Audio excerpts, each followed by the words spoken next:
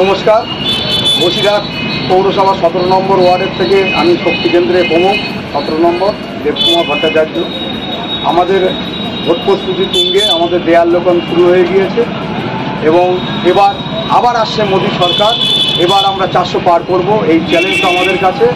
আবার তৃতীয়বারের জন্য আমরা মোদী সরকারকেই ক্ষমতায় আনতে চলেছি।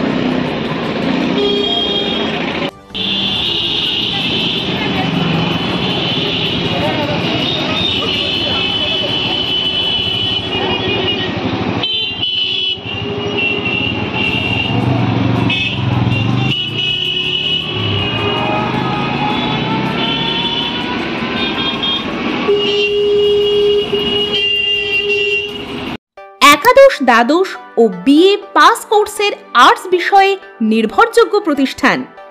বিগত বছরগুলোতে এই প্রতিষ্ঠানের উচ্চ মাধ্যমিকে সেরা রেজাল্ট একাধিক ছাত্রছাত্রীদের। দীর্ঘ 24 বছরের অভিজ্ঞতা। এই সমস্ত বিষয়ে পড়তে যোগাযোগ করো নিচের এই ঠিকানায়। যোগাযোগ 86375 27093।